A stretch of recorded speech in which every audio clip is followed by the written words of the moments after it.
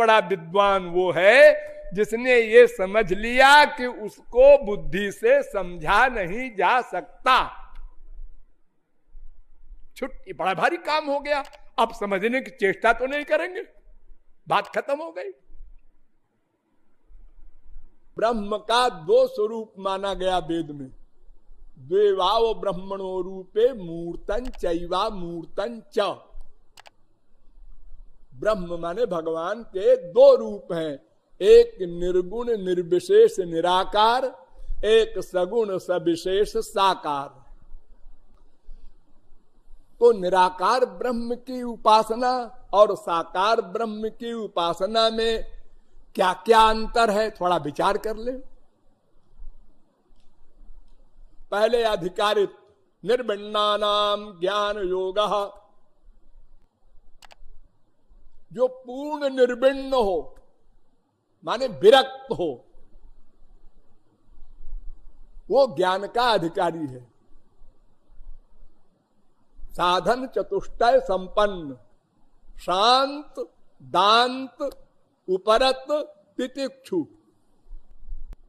जैसे ग्रेजुएट होने के बाद लॉ क्लास में दाखिला मिलता है, वकालत पढ़ाई जाती है, ऐसे ही चार साधनों से संपन्न होकर वह निर्विण्ण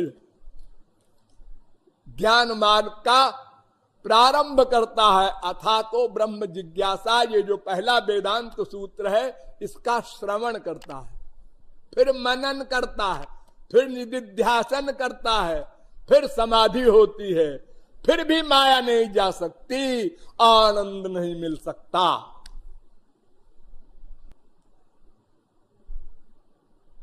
तो भक्ति का सब अधिकारी और ज्ञान का 6 अरब में 6 आदमी हैं, इसमें भी कृपालु को डाउट है। तो जब इतना बड़ा वैराग्य वाला व्यक्ति ही नहीं मिलेगा तो ज्ञान मार्ग हमारे काम क्या क्या। इसलिए अधिकारी भेद से भी ज्ञान व्यर्थ है। जब अधिकारी नहीं कोई तो उस मार्ग में चलना तो और कठिन है। तुलसीदास जी कहते हैं, कहा तक कठिन, लो कहना ही कठिन है ज्ञान का। क्यों?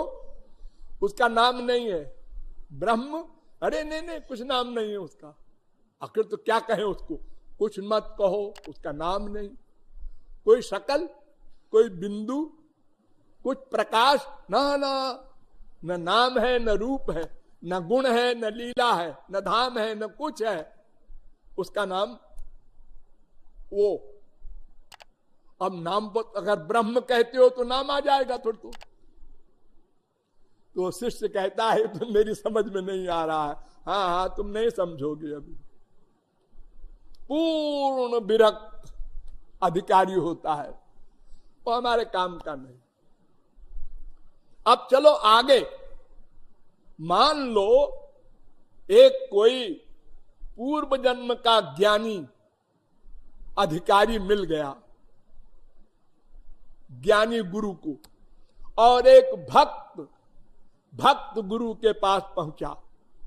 अब दोनों ने अपनी अपनी साधना बताई। अष्ट साधना जो है, विवेक, वैराग्य, समाधि, सठ संपत्ति, श्रवण, मनन, निधिध्यासन, समाधि, ये ज्ञान मार्ग का है। और भक्ति मार्ग में श्रवणम, कीर्तनम, विष्णोरर्चनम, पाद सेवनम, स्मरणम, बंदनम, दास्यम, सख्यम, आत्मनिवेदनम, ये नवधा भक्ति। दोनों ने शिष्य को बताया, तुम ये करो, वो कहता है ये करो। तो तुलसीदास कहते हैं, कहा कठिन, समुझत कठिन। और अगर समझ गए तो साधन कठिन विवेक। ज्ञान मार्ग का साधन बड़ा कठिन है। क्यों? इसलिए कि उसको अपने बल पर चलना पड़ता है, अपनी बुद्धि के बल पर। और भक्त भगवान के शरणागत होता है, इसलिए भगवान उसके पीछे पीछे चलता है। संभालने वाला। इसलिए ज्ञानी को बंदर का बच्चा कहते हैं। जैसे बंदर का बच्चा बंदर को पकड़ता है और भक्त बिल्ली का बच्चा है, बिल्ली के बच्चे को बिल्ली की मां पकड़ के ले जाती है कहीं पर। ऐसे ही भक्त को भगवान योगक्षेम वहन करते हैं। गीता में कहते हैं अनन्यास चिंतयन्तो माम ये जना पर्युपासते तेषाम नित्याभियुक्तानाम योगक्षेमं वहाम्यहम्। 9वें अध्याय का 22वां श्लोक। मैं योगक्षेम वहन करता हूं, ठेका लेता हूं। ये नेरबिंदाक्ष विमुक्त मानिनस्त्वय्यस्त भावादविशुद्ध बुद्धया आरुह्य कृच्छ्रेण परम पदम ततः पतन्त्यधो नादृतयुष्मदंघ्रया तथा न ते माधव तावका क्वचित भ्रश्यन्ति मार्गात् त्वयि बद्ध सौहृदा त्वयाभिगुप्ता विचरन्ति निर्भया विनायकानि कपमूर्धसु। प्रभो भागवत। वेदव्यास कहते हैं कि जीवन मुक्तावस्था मानने वाला अपना आत्मज्ञानी वो बिना भक्ति के गिर जाता है, परम पदम पहुंच करके फिर गिर जाता है। लेकिन भक्त नहीं गिरता। भगवान का चैलेंज है सारी गीता में एक जगह, कौन्तेय प्रतिजानीहि न मे भक्त प्रणश्यति। मैं चैलेंज करता हूं, मेरे भक्त का पतन नहीं हो सकता, लेकिन ज्ञानी का मैं जिम्मेदार नहीं हूं। वो अपने बल पर चल रहा है, गिरे चाहे मरे, हमसे क्या मतलब। यानी मार्ग में भी इतना बड़ा अंतर है। अगर अधिकारी बन भी जाए कोई ज्ञान का, अर्जुन सरीखे के लिए भगवान ने कहा क्लेशोधिक तरस्तेषाम अव्यक्ता सक्त चेतसाम अव्यक्ता ही गतिर्दुःखम देहवद्भिरवाप्यते। देहधारी के लिए बिना देह वाले की भक्ति करना ये अत्यंत कठिन है। अर्जुन 12वें अध्याय का 5वां श्लोक। तो मार्ग में भी इतना बड़ा अंतर है दोनों के। और अगर ज्ञानी अपनी अंतिम सीमा पर पहुंच गया, अब वहां का अंतर देखिए, और भक्त भी अपनी अंतिम सीमा पर पहुंच गया भक्ति के द्वारा, तो ज्ञानी पृथ्वी जल तेज वायु आकाश अहंकार ये 5 को तो क्रॉस कर गया। कोई करोड़ों अरबों में फिर उसके आगे है अभी महान महत्त्व और प्रकृति माया, ये रह गए। इसलिए माया नहीं जा सकती। माया के लिए चैलेंज है भगवान का, मां में वजे प्रपद्यन्ते माया में ताम तरंति ते। जो केवल मेरी शरण में आते हैं उन्हीं की माया मैं हटाता हूं। वो मेरी माया है, मम माया। अगर कोई भगवान को जीत ले तो माया को जीत सकता है। सीधी सी परिभाषा समझ लीजिए आप लोग। माया को कौन जीत सकता है? जो भगवान को जीत ले। क्यों? इसलिए कि माया में भगवान अपनी पूरी शक्ति देते हैं। जासु सत्यता ते जड़ माया भास सत्य इव। उनकी शक्ति पा करके माया शक्तिमती होती है, तो भगवान की शक्ति के आगे किसकी शक्ति काम करेगी? न तत्समश्चाभ्यधिकश्च दृश्यते।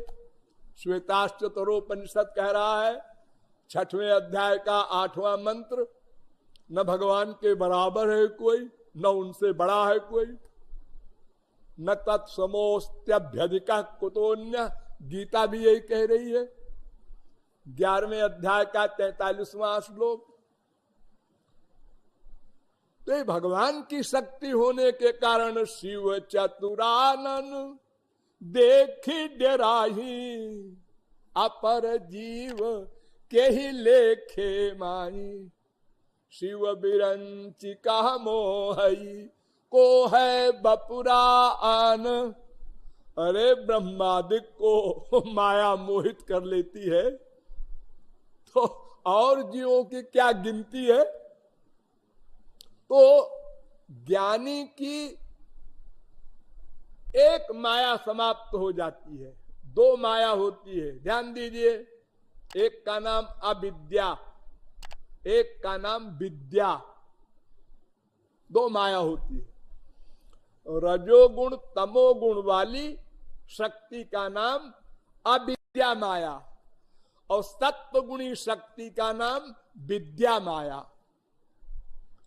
तो रजोगुण तमोगुण वाली अविद्या माया को ज्ञानी समाप्त कर देता है। करोड़ों जन्मों की साधना के बाद, जन्मांतर सहस्रेषु, लेकिन विद्या माया को नहीं समाप्त कर सकता। विद्या माया को समाप्त करने के लिए भगवान की स्वरूप शक्ति चाहिए। एक पावर है भगवान की स्वरूप शक्ति, वो जब आती है अंतःकरण में तो वो विद्या माया को भगाती है, तब वो ब्रह्म को देख सकता है, जान सकता है, लीन हो सकता है, वो आनंद पा सकता है। तो विद्या माया को ज्ञानी नहीं हटा सकता, मिटा सकता। और भक्त जब भाव भक्ति पर पहुंचता है तो स्वरूप शक्ति देते हैं भगवान, क्योंकि वो सरेंडर किए हैं, भगवान के बल पर चल रहा है, तो वो स्वरूप शक्ति से वो विद्या माया को भगा देते हैं। तो उसका मन दिव्य हो जाता है, तब वो दिव्य ध्यान करता है। उसके पहले ध्यान मेटीरियल, ज्ञानी का भी भक्त का भी। तो बाचो निवर्तन्ते अप्राप्य मनसा सह, शांडिल्योपनिषद। इंद्रिय मन बुद्धि की वहां गति नहीं। 2 माया और तरह से समझिए, 2 माया होती है, स्वरूपाबरिका माया, गुणाबरिका माया। स्वरूपाबरिका माया को अविद्या माया कहते हैं। तो स्वरूपाबरिका माया तो समाप्त कर देगा ज्ञानी अपनी साधना से, कोई कभी। गुणाबरिका माया वह है भगवान वाली, मम माया दुरत्यया, उसको नहीं हटा सकता, मिटा सकता, वहां ज्ञानी फेल हो जाएगा। तो फिर उसको भक्ति करनी पड़ती है। इसीलिए शंकराचार्य ने श्री कृष्ण भक्ति किया। सब भाष्यवास लिखने के बाद तो अंतिम कक्षा ज्ञान की क्या है? आत्मज्ञान। सुनिए कंक्लूजन, आत्मज्ञान, परमात्मक ज्ञान नहीं, आत्मज्ञान यानी भगवान का आंशिक ज्ञान। एक बूंद का ज्ञान है, समुद्र का ज्ञान नहीं। ये जीव अंश है ना, तो आत्मज्ञान हुआ, उसको ज्ञानी समझता है कि बस बहुत कुछ मिल गया। हमारे संसार में जो बेचारा भीख मांग के सूखी रोटी खाता है, उसको कभी 56 भोग मिल जाए तो राजा वाह, इससे बड़ा और आनंद क्या होगा। तो वो ये आत्मा संबंधी आनंद भी इतना बड़ा आनंद है कि संसार का सब आनंद समाप्त हो जाता है, भूल जाता है वो आत्मा के आनंद में। थोड़ी सी झलक उसकी हम आपको बताएं आत्मानंद की। जब आप लोग सोने जाते हैं और खाट पर लेटते हैं तकिया लगा के, ऐना बैना पैर करके, ऐना बैना हाथ करके, सबका अलग अलग स्टाइल है अपना। तो जब सोने लगते हैं, नींद आजा आजा आजा आ गई, तो यानी जागृत अवस्था से जब स्वप्न में घुसे, यानी जागने का आपका समय समाप्त हुआ, ये सो गए, उस समय का सुख जो है वो आत्मज्ञान का एक झलक है उसकी। कितना बड़ा सुख होता है उस समय। बगल में बीबी लेटी है, भाड़ में जाए, बेटा बीमार है, मरने वाला है, नींद आ गई, भाड़ में जाए, मरे, हमसे मतलब नहीं। इतना आनंद मिला जागृत से स्वप्न में घुसते समय। तो आत्मानंद भी बहुत बड़ा आनंद है, सात्विक आनंद कहते हैं उसको। लेकिन वो आनंद नहीं है जो वही भूमा तत्सुखम, भगवान का आनंद नहीं है वो, क्योंकि माया का अधिकार हो जाएगा। जब तक समाधि में है बचे हुए हैं। जैसे मधुमक्खी हमला कर दे अगर आपके ऊपर और आप भागें, तो आप भाग नहीं सकते, वो पीछा कर लेगी।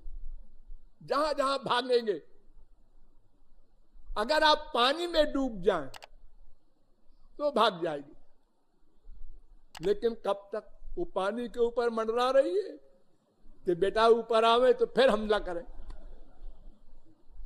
यानी समाधि में तो आप बच गए संसार के काम क्रोध लोभ मोह प्रपंच से, और समाधि से बाहर आए, बस फिर हमला हो गया इन लोगों का, माया के जो बड़े बड़े भट्ट हैं। इसलिए आपकी मुक्ति कभी हो ही नहीं सकती ज्ञान मार्ग के द्वारा। जीवन मुक्ता पुनर्बंधनम जानति कर्म भी, वासना भाष्य। जीवन मुक्त भी फिर बंधन में आ जाता है। यहां तक कहा तुलसीदास ने कि ते 60 महासिंधु बिनु तरणी, पैरी पार चाहत जड़ करणी। वो मूर्ख हैं जो अनंत मात्रा का समुद्र उसको तैर करके पार करना चाहते हैं। बड़ी बड़ी तरंगे हैं उसमें। ते जड़ कामधेनु गृह त्यागी, खोजत आक फिर ही पय लागी। कामधेनु घर में है, यानी भक्ति, भगवान की शरणागति, उसको छोड़ के, और आक का दूध, आक एक पॉइजन का पेड़ होता है, मदार कहते हैं उसको, उसके दूध को खोज रहा है पीने के लिए। ऐसे ज्ञान है। रामचंद्र के भजन बिनु जो चाह पद निर्वाण, ज्ञानवंत अपि सो नर पशु बिनु पूछ विषाण। ओ बिना सींग पूछ का पशु है, महामूर्ख है। श्रेयस्मृति भक्ति मुदस्य, भक्ति को छोड़ करके जो ज्ञान मार्ग में प्रयत्न करता है, तो तेषामसौ क्लेशलयेव शिष्यते, नान्यद्यथा स्थूल तुषावघातिनाम। भागवत। धान जब कूटा जाता है ओखली में या मशीन में या मूसल से, तो ऊपर का छिलका निकल जाता है, तो वो चावल कहलाता है। आप लोग खाते हैं। तो जब छिलका निकल गया तो ज्ञानी आया, उसने कहा कि ये छिलके से ये चावल निकला है। हाँ, तो देखो मैं फिर चावल निकालता हूं। वो छिलके को कूट रहा है, ऐसा है। यानी जैसे छिलके से चावल निकलना असंभव, ऐसे ही बिना भक्ति के केवल ज्ञान के द्वारा माया से मुक्ति पाना असंभव।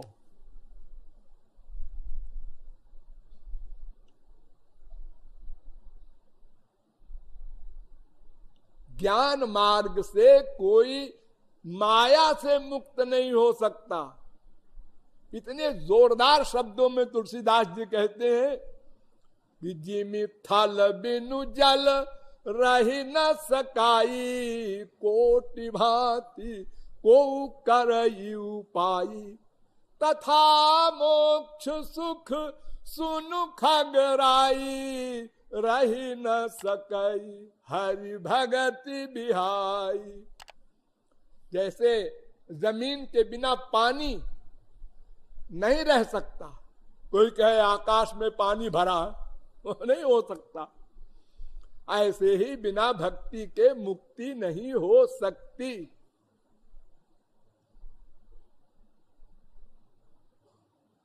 बारी मथे बरु होई घृत, सिकता ते बरु तेल, बिनु हरि भजन न भव तरिय, यह सिद्धांत अपेल। मिलहि न रघुपति बिनु अनुरागा, किए जोग जप ज्ञान विरागा। कुछ भी कर जाओ, और फिर कलयुग में यही कलिकाल न साधन दूजा, योग यज्ञ जप तप व्रत पूजा, ये सब कलयुग में नहीं है। कलयुग योग यज्ञ नहीं ज्ञाना, ये सब नहीं है। तो पहली बात तो ये कि ज्ञान का अधिकारी होना ही असंभव। दूसरी बात, अधिकारी हो भी जाए तो उसके मार्ग में इतनी कठिनता है कि ज्ञान का पंथ कृपाण की धारा, परत खगेश न लागई बारा। तलवार की धार पर चलना है, तुरंत गिर जाता है। और अगर कोई अंतिम कक्षा में पहुंच भी जाए तो आत्मानंद पा लेगा, आत्मज्ञान कर लेगा। भगवत ज्ञान नहीं कर सकता, भगवान की प्राप्ति नहीं कर सकता, इसलिए माया निवृत्ति नहीं हो सकती। आनंद प्राप्ति का तो प्रश्न ही नहीं है। ज्ञानी तो आनंद प्राप्ति चाहता ही नहीं, वो तो चाहता है दुख निवृत्ति हो जाए, भास छुट्टी मिले, भगवान में लय हो जाए। जैसे कोई नदी समुद्र में लीन हो गई, ना सुख ना दुख। तो ज्ञान मार्ग से हमारा कोई लक्ष्य भी नहीं प्राप्त होगा और हम उसको कर भी नहीं सकते। हमको केवल भक्ति करना है, भक्ति से ही माया निवृत्ति होगी, भक्ति से ही भगवत प्राप्ति होगी, और ऐसी भगवत प्राप्ति कि भगवान दास हो जाएगा। शंकराचार्य तक ने माना। परात्व तच्छ्रुते ब्रह्म सूत्र के भाष्य में उन्होंने लिखा, तद अनुग्रह हेतु के नैव विज्ञाने न मोक्ष सिद्धिर भवितुमर्हति। भगवान की कृपा से जो ज्ञान मिलेगा उससे मोक्ष होगा। अपनी कमाई वाला ज्ञान तो माइक है, क्योंकि हमारा मन माइक है। हमने मन से चिंतन किया, तत्वमसि प्रज्ञानम ब्रह्म, अहम ब्रह्म, अयमात्मा ब्रह्म, ये 4 महावाक्य हैं। इनका दिन रात चिंतन किया। चिंतन किससे कर रहे हो? मन से। वो तो माइक है। तो माइक मन का चिंतन परिणाम देगा माइक। भगवान की कृपा से जो ज्ञान मिलेगा उस ज्ञान से मोक्ष हो सकता है। अपनी कमाई वाले ज्ञान से तो आत्मज्ञान होगा, ब्रह्म ज्ञान नहीं हो सकता, इम्पॉसिबल।